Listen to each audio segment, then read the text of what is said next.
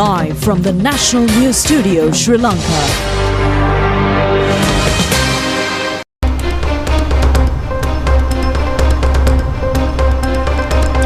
Hello, good evening. Come to you live from the National News Studio. Welcome to the news. My name is Clifford Richards. A very good evening. I'm Delanjali Anand, and these are the headlines for tonight.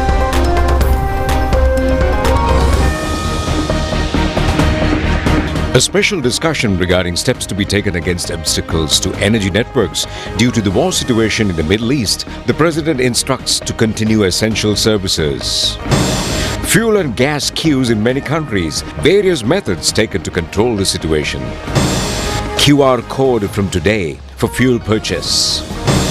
Attention of Iran to provide passage for a limited number of tankers across the Strait of Hormuz if payments are done in Chinese yuan currency.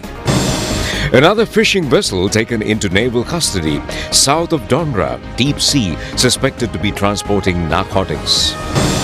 New curriculum for preschools in 2027.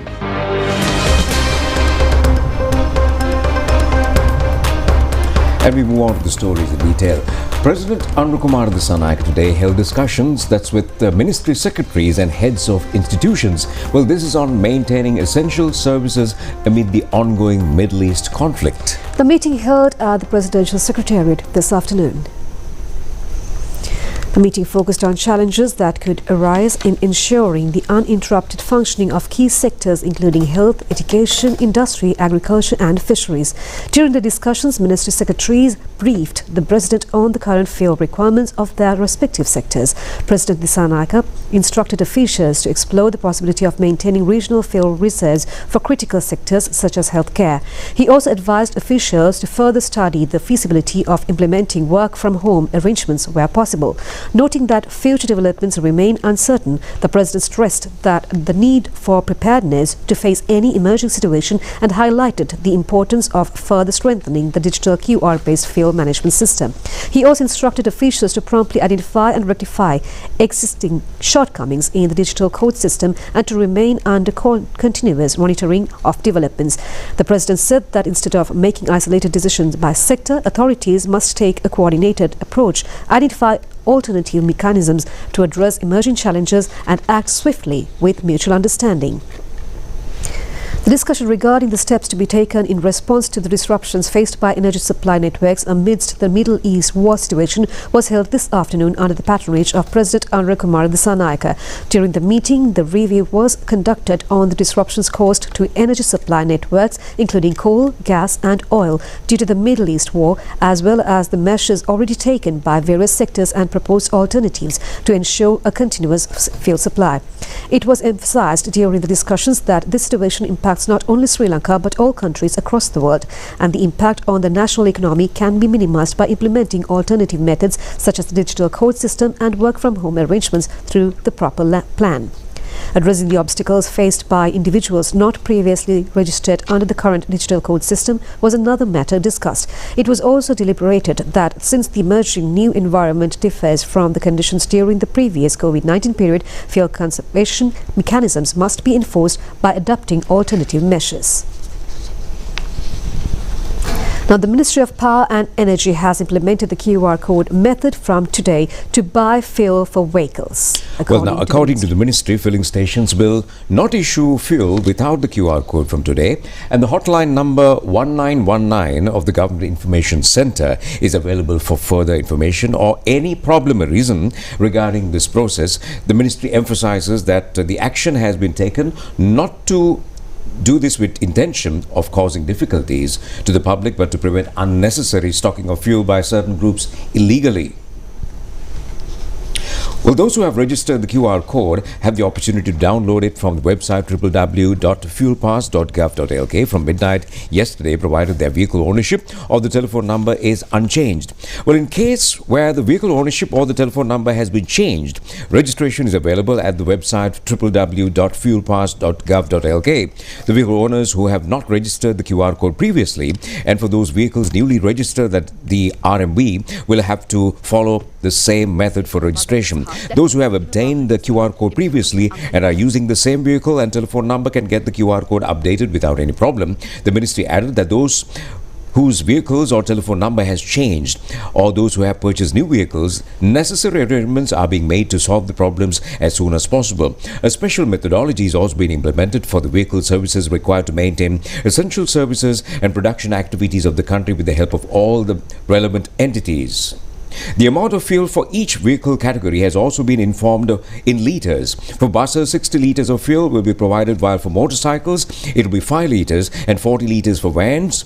Issuing of fuel is being implemented as 15 litres for motor vehicles, 200 litres for lorries, and 25 litres for land vehicles. For three-wheelers, the quota will be 15 litres, while vehicles on special duty will get 40 litres. For quadricycles, 5-litre fuel will be provided. The Sri Lanka Transport Board will issue fuel for private passenger buses. Fuel reserves of the country are to be maintained carefully in order to maintain economic activities of the country due to the extraordinary demand of fuel in the island and the supply routes being paralyzed due to the war situation in the Middle East. The reason behind the extraordinary demand has been stocking of fuel illegally and engaging in illegal trade of fuel.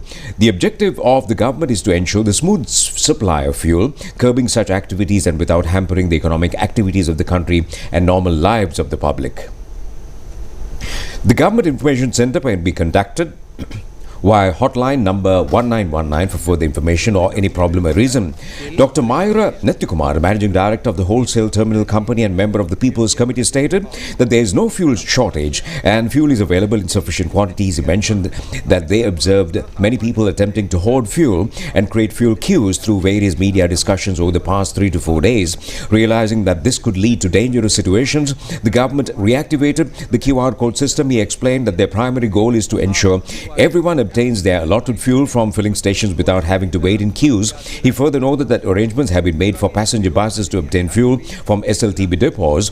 Additionally, he highlighted the separate quota has been prepared for fishermen, agricultural community and those who require fuel for specialized businesses or livelihoods. The ultimate objective of the QR code is to stop fuel racketeering by providing everyone with their necessary fuel amounts. BAHS Jawar, the chairman of the Petroleum Corporation, stated that due to global uncertainty regarding the management of fuel reserves, many countries have already taken steps to limit fuel consumption. He noted that orders are being received as schedules, ensuring that there will be no fuel-related issues until the end of the month. Jawar then further explained that while they are expected to fuel consumption to return to normal levels, this has not been the case. Instead, the additional 20% of fuel consumption has been observed. Consequently, the government decided to immediately introduce the QR system. He expressed that this would eliminate the need for anyone to waste time in the long queues to obtain fuel. Additionally, he noted that starting from tomorrow, a complete reconciliation process will be conducted for filling station owners. The process will compare the stock supplied by the CPC with the quantity issued via QR codes, and he warned that if any discrepancies are found, strict legal action will be taken and resulting cancellation of their licenses.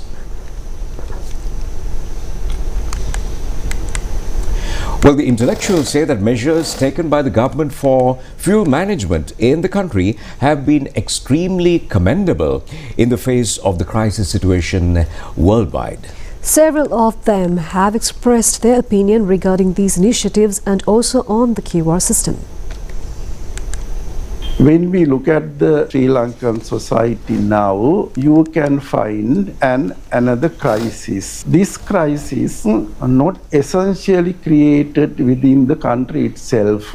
It came out of the country as a result of ongoing Iran crisis. When it comes to racketeers, what they have done here, they are planning to get unnecessary profits out of this Iran crisis. My opinion is this: providing oil and gas using QR code. Sri Lanka experienced this during 2022. 2022, oil supply, gas supply, no disruption in the world market. Smooth supply was there. Unfortunately, Sri Lanka did not have sufficient foreign exchange to pay for them. Therefore, we were not able to purchase oil and gas. Now situation is different. world. We have enough foreign exchange, but global oil and gas supply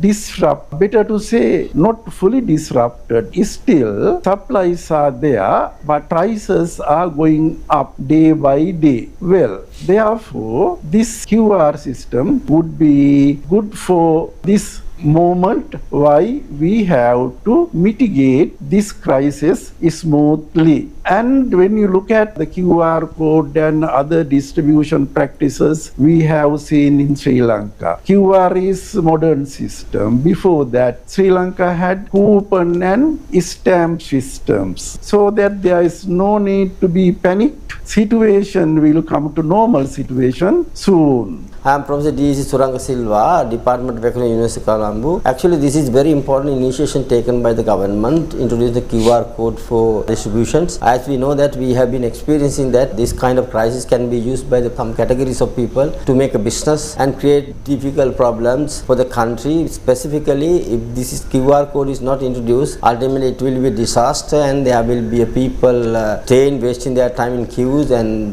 people, those who need fuel, would not be able to get. So I think this is a very important. More importantly, when you look at the development process of Sri Lanka, now we know that tourism industry is growing, other industries are now actually steadily and surely growing to the direction what we need. That is explained by the IMF also. So therefore, this crisis must be managed and use this crisis for an opportunity for us to looking at the new development, developed market, new kind of the market from the other industries and the other countries and other regions. So I think for that one, having the stability of the fuel distribution in Sri Lanka is very important. So this is the right decision taken by the government at the right time to the right kind of process. So this should be appreciated by us because it's very important and for crisis management situation under this scenario.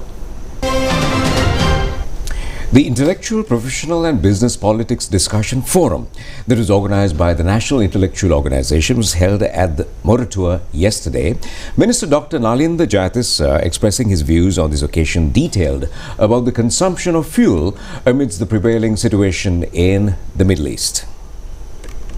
Minister of Health and Mass Media Dr. Nalinda Jayathis has stated that it is impossible to predict the extent of or expansion of the ongoing war. He explains that one of the primary challenges the country is facing is the energy crisis. He emphasized that as a nation, stockpiling fuel individually or for one's family would not provide a solution. He pointed out that if the world enters a state of war and global economic crisis worsens, individual safety cannot be guaranteed. Therefore, on behalf of the government, he urged the public to consider the country's needs rather than that of themselves or their families. He urged citizens to rationalize their fuel consumption to some extent, noting that as tensions escalated in the Middle East involving Iran, fuel consumption on 2nd March was 3 times that of 1st March. And the minister recalled that while about 3,800 kiloliters were recorded on the 1st of March, the amount rose to nearly 10,000 kiloliters on the 2nd, pointing out that between 2nd and 9th March, consumption fluctuated between 7,000, 8,000 and 9,000 kiloliters. Fuel typically used over the 3 days was being consumed within a day and a half or 2, and he further mentioned that limiting consumption is a necessary alternative, especially as global crude oil prices and shipping costs are rising. The minister warned that if both global prices and domestic consumption continue to increase, it would lead to an unsustainable outflow of dollars from the country, and added that the call to rationalize consumption was intended to manage the situation. He observed that fuel queues have since subsided and expressed hope that the public would continue to cooperate. Finally, the minister stressed the importance of maintaining the country's economic stability and moving towards further progress even amidst wartime situation. Prime Minister Dr. Harini Amarasuriya says that a new curriculum will be introduced for preschools in 2027, while steps will be taken to train teachers accordingly. The Prime Minister made these remarks while addressing an awareness program for preschool teachers in the Hambantota district on educational reforms held today at the Hambantota Pradeshya Sabha auditorium. During the program, preschool teachers briefed on the Prime Minister about the challenges they currently faced. Responding to their concerns, Prime Minister Dr. Harini Amarasuriya further stated opening of preschools and the development of early childhood procedures have not been carried out on a systematic basis. She added that the present government is also entrusted with the responsibilities of regularizing of preschools. Prime Minister Dr. Harini Amarasuri stated that the training of preschool teachers must be regulated, noted that the issue had been raised during the discussion. She observed that various diplomas and NVQ Level 4 qualifications are currently being obtained without proper oversight or regulation. She emphasized that before regulating preschools themselves, the training of preschool teachers must first be regulated. Furthermore, the Prime Minister mentioned that a standardized curriculum for preschool teachers had been developed the previous year. She said that starting from 2027, only the recommended teacher training would be officially recognized. The Prime Minister also noted that a curriculum required for preschools had been recommended and expressed the expectation for its implementation starting in 2027. She assured that the government would provide the necessary training for this implementation. Prime Minister Dr. Harini Amarasuri has also presided over the Sandeshya Media Award ceremony organized by the Media Unit of Ananda College, Colombo yesterday. Certificates and trophies were also presented to the winners of the ISAC 2025 media competition. The National Student Survey on Mass Media, with the participation of 5,000 students, has been conducted through mediation of the Ananda College Media Unit and the Colombo University. Presentation of the survey report to the Prime Minister had also taken place at this occasion. Premakirti Dialvi's Memorial Lifetime Award was presented to Old Anandian and senior media person Rosmin Senaratna. Dr. Buddhadasa Bodhinath Memorial Award was handed over to the Old Anandian senior media person Sisra Parnantantri. Media person Garika Perusingha has received the Sunil Madhava Premathilaka Memorial Award. Senior mediaman Chandan Tilakaratna was presented with the Bandula Padmakumara Memorial Award. It was Professor Sunanda Mahendra who had won the A.D. Ranjit Kumara Memorial Award. Among those who had attended the event included Secretary to the Ministry of Health and Mass Media, Consultant Physician Dr. Anil Singha and Principal of the Ananda College, Colombo, DMLP Disanaika. We'll be back with more news from home after this break.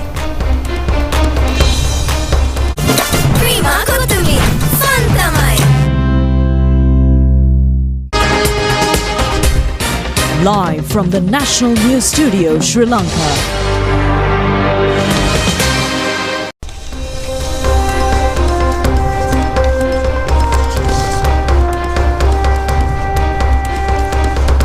Welcome back, and we move on with more local stories. Well, a local multi-day fishing craft suspected to have been carrying a stock of sacks containing narcotics was apprehended by the Navy in the deep seas that's south of Devinora, along with 5 suspects.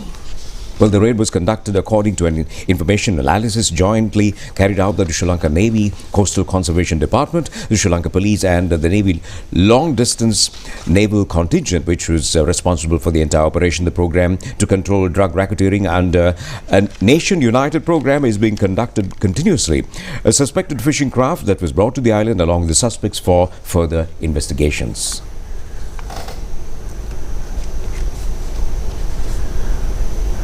On an update on the conflict between US and Israel and Iran, Iran is considering providing the opportunity for a limited number of oil tankers to travel through the Strait of Hormuz if payments for fuel tankers transported through the strait are made in Chinese yuan. A senior Iranian official stated this while expressing views to the CNN news service. This is currently considered one of the stages of a new plan by Iran for the management of naval traffic through the Strait of Hormuz. International oil sales are generally conducted entirely using US dollars, and it is standard for only sanctioned Russian fuel to be traded on the world market using rubles or yuan, as approximately 20 million barrels of oil are transported through the Strait of Hormuz daily. The United Nations warns that these new plans will have a severe impact on humanitarian operations in the region. Meanwhile, US President Donald Trump states that many countries will send warships to the region in the future to keep the Strait of Hormuz open. The US president further stated that he believes that countries particularly affected by Iran's attempt to close the Strait of Hormuz, such as China, France, Japan, South Korea and the United Kingdom, will contribute to this. Additionally, President Trump states that the Iranian coastline will be heavily bombed and that the destruction of the Iranian boats and vessels will continue. The Swiss government has rejected a request made by the US Air Force for 2 of its aircraft to fly over Switzerland. It is mentioned that the rejection was carried out by citing the laws regarding Switzerland's neutrality. The Spanish government has officially withdrawn its ambassador to Israel, Anna Solomon, from the country. This decision, approved during the cabinet meeting, was carried out according to the official gazette published recently. Prime Minister Giorgia Meloni states that Italy will not partner with US and Israeli attacks against Iran and that Italy is unwilling to enter into a war. Addressing the Italian Senate, she stated that this conflict is one of the most complex crises to arise in recent decades and is being carried out outside of international law. 15 factory workers have lost their lives in an attack launched on the city of Isfahan in Iran. It is reported that a large number of others were injured. The target of the attack was a factory manufacturing refrigerators and heaters. Since the day the war began, this city has been a focal point for offensive operations. The number of Iranian individuals killed so far due to the joint US and Israeli airstrikes targeting 5,000 locations in Iran stands at 1,444. It is reported that this includes 223 women, including 3 pregnant mothers, as well as at least 202 Iranian children. Nearly 160 health centers in Iran have also been damaged. Foreign media reports mention that 15 Israeli residents and 13 US military soldiers have also died due to the conflicts. Foreign media reports further indicate that 108 Israeli residents were injured within the last 24 hours alone. Well, it is reported that the crude oil and gas prices in the world market are rising rapidly due to the military situation that has arisen in the eastern region.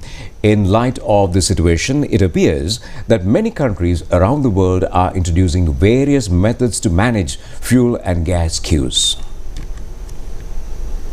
It is reported that petrol and diesel prices in India have risen to record levels as crude oil supplies from the Middle East have been disrupted following the start of the Iran war. To manage this situation, it is stated that the Indian government has enforced the Essential Commodities Act with immediate effect. It appears that long queues have formed near fuel stations, particularly in major cities like Delhi and Mumbai. It is reported that a digital booking system has been introduced across India to manage this queuing system. For domestic gas consumers, it is stated that a mandatory 25-day interval has been imposed between obtaining one cylinder and reordering. Furthermore, it is reported that a special package system is in effect, giving priority only to agricultural activities and essential service providers transporting food. It is stated that if the situation worsens further, Indian authorities are prepared to impose restrictions on private vehicles based on odd-even numbering. It is stated that the general public in Myanmar is facing great difficulties in obtaining fuel. Consequently, it is reported that taxi drivers and the transport sector in the country have been severely inconvenienced. It is stated that fuel stations in major cities like Yangon have started a QR code system for vehicles on a trial basis. Here, it is reported that fuel is issued only after scanning the barcode on the vehicle's registration certificate. It is reported that a vehicle can only obtain fuel once a day, and even if that vehicle goes to another station, the system will identify it and refuse to issue fuel. As Bangladesh imports 95% of its fuel requirements, it is reported that extremely long queues have formed near fuel stations in that country due to the war situation. To control these queues, the Bangladesh government has introduced a special rationing package system, limiting the maximum amount of fuel that can be obtained per day based on the type of vehicle. In the face of the gas crisis, Bangladesh has reportedly closed 4 out of its 5 fertilizer manufacturing factories, and the gas stocks saved through this have been reserved solely for power generation. To provide fuel at a guaranteed price to people in queues, the purchase receipt has been made mandatory for every customer, and the previously obtained receipt must be presented when coming to obtain fuel the next time. All universities in Bangladesh have been temporarily closed to save electricity and fuel. In the Philippines, fuel prices have also risen rapidly, and it is reported that the government has taken strict measures to control queues. Queues several kilometers long have formed near fuel stations in major cities, including Manila. It is stated that some fuel stations have limited the maximum amount of fuel a single vehicle can obtain to 20 litres, and the issuance of fuel into cans or bottles has been completely prohibited. Due to the rise in diesel prices, it is reported that the country's transport sector has fallen into a severe crisis. Pakistan is facing a severe energy crisis with fuel queues stretching for several kilometers. It appears that in major cities such as Lahore and Islamabad, people are waiting in queues for hours to obtain fuel. Fuel stocks arriving in Pakistan have decreased by about 40% due to the disruption of border trade with Iran.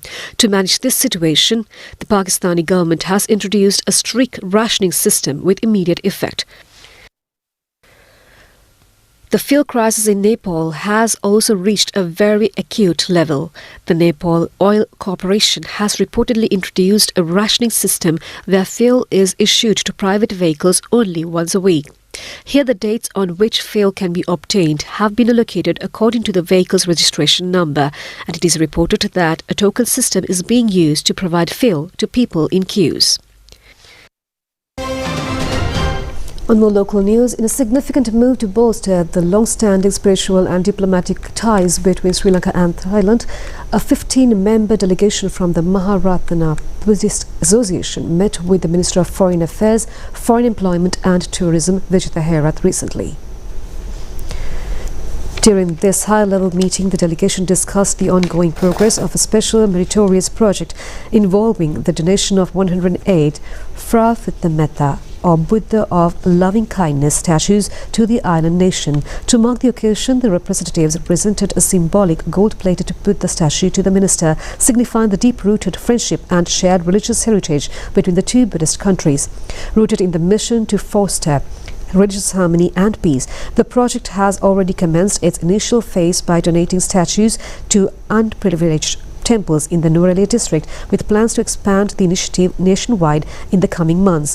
This Dhamma Bridge program is conducted under the guidance of the Most Venerable Phra Kru Visuddhisudavat from Thailand and the Most Venerable Yatiravana Silananda Thera from Sri Lanka, coordinated by Pivanrath Subsin and Shanika Karnaratna. A high-level discussion aimed at revitalizing tourism sector in the Eastern Province took place yesterday at the Governor's Secretariat. Well, this meeting brought together key government officials, including Deputy Minister of Tourism Professor Ruwan Ranasinghe and Eastern Province Governor Professor Jayantalal Ratnasekara to address the current global challenges and finalize development strategies for the region.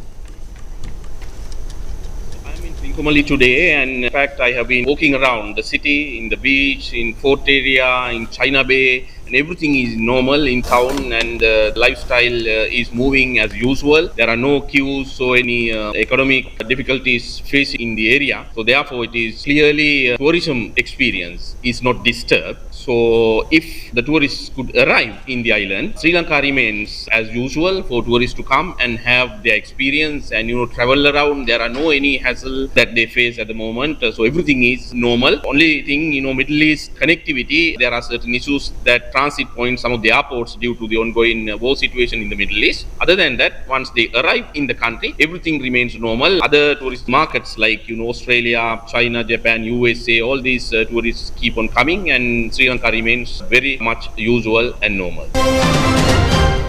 Now, this awareness program relates to whether you are concerned about the daily food and drink that directly affect your health.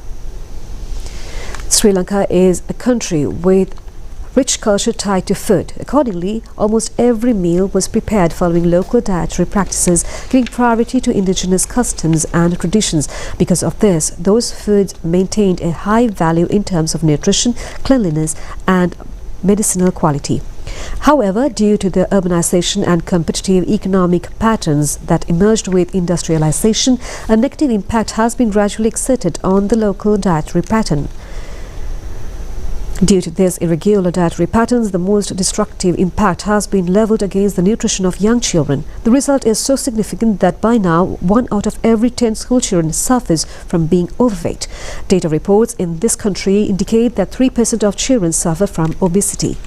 The Food Act number 26 of 1980 and its regulations are in effect for the safety of all parties, from the food manufacturer to the consumer. The government has implemented a special program titled Healthy Food, Happy Life through the Clean Sri Lanka initiative, specifically to fulfill a responsible and priority-driven task regarding the enhancement of the nutrition of the entire Sri Lankan population. Lots of talk about extreme weather conditions these days. High temperature weather conditions prevailing these days, where has affected humans as well as animals as well in the same manner. Well, our Polonnaruwa correspondent captured a herd of elephants on camera searching for water in the prevailing heaty weather condition.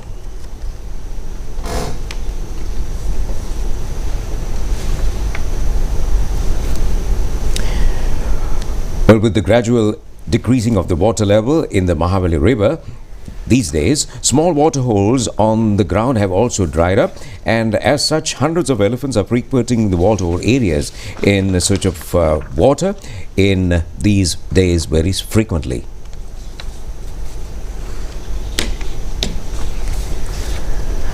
The showers or thunder showers will occur at several places in western Sabaragamu, central and Uva provinces and in Galle and Mathura districts. A few showers may occur in eastern province in the morning. Misty conditions can be expected at some places in central Sabaragamu, Uva provinces and in Galle and Mathura districts during the early hours of the morning. The general public is kindly requested to take adequate precautions to minimize damages caused by temporary localized strong winds and lightning during thunder showers.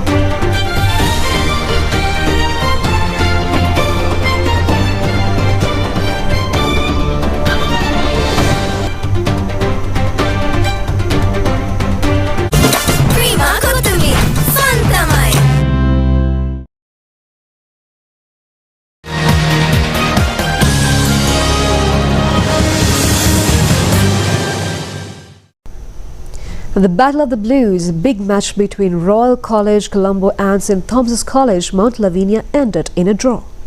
And this time it is the 147th time that the match has been played, and it was played at the SSC grounds in Colombo. St. Thomas's team scored 302 in their first innings and Royal replied with a total of 261. The match ended in a draw when St. Thomas's reached 176 for 6 in their second innings. Jade Namaravira scored a century. He also claimed the trophy for the player of the match and the best batsman. And in the Hills, St. Anthony's College Katukasura won the big match against Trinity at the Askiri Stadium. St. Anthony scored 157 and in their second innings, while Trinity scoring 264 in their first innings. St. Anthony's team put up a total of 170 runs in their second innings, leaving a victory target of 63 for the opponents. Trinity College reached the target for a loss of 1 wicket. Hindu College Colombo won their annual cricket tournament against Jaffna Hindu College and played at the P. Sahara Oval in Colombo. Jaffna Hindu College scored 102 in their first innings, while Colombo Hindu College replied with 119 in the second innings. Jaffna Hindu College restricted to 98 runs, and later Hindu College Colombo won the match by 82 runs in their second innings.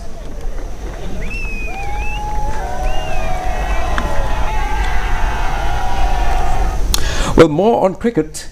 The News Division cricket team of both the men and women's championship of the internal cricket tournament of the Sri Lanka Rupavahini Corporation. The same team secured both the championship last year as well. This is our year. Feel the thrill.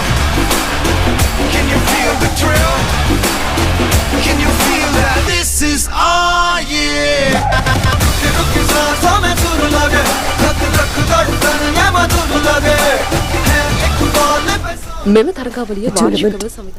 The tournament is being annually organized by the Sports Association of Sri Lanka Rupavahini Corporation. This year's tournament was also conducted throughout the day yesterday at Shalika Grounds, Narahimpita.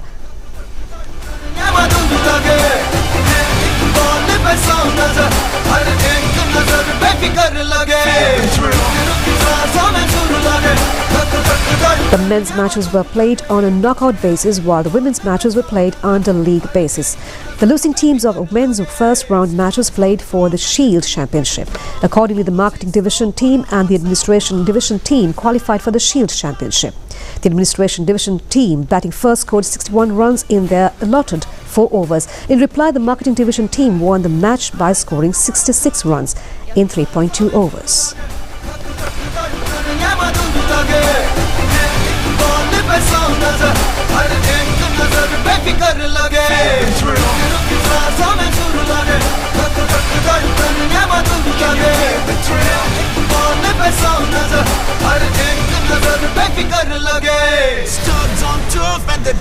News division and the engineering division were qualified for the women's final. Batting first, the engineering division team scored 41 runs in their 4 overs. The news division team in reply scored 42 runs without losing a wicket and won the match. News division and the engineering division were qualified for the men's finals. Batting first, the engineering division team up a total 70 runs in their allotted 5 overs. Later, the news division team won the game by scoring 71 runs for the loss of 1 wicket. Accordingly, the news division backed both the men's and women's championship. This is our year. Feel the thrill. Can you feel the thrill? Can you feel that? This is our year. Prize distribution of the tournament was conducted with the participation of Chairman of Sri Lanka Rupavahini Corporation, Gihan De Silva, Director General Manoja Nabishna Amarasinghe and other officials of the top management of SLRC. The best women's player of the tournament title was backed by Tilaka Athalugama of the engineering division team. Prasad Niroshan of the news division team became the player of the tournament by scoring 101 runs and claiming 3 wickets. මෙම තරගාවලිය වාර්ෂිකව සංවිධානය කරන ලබන්නේ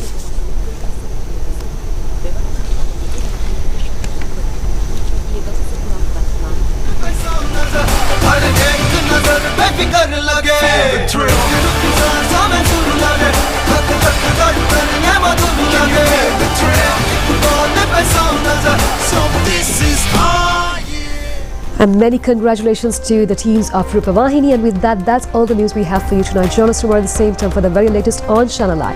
I'm Dhananjali together with Clifford signing off. Good night.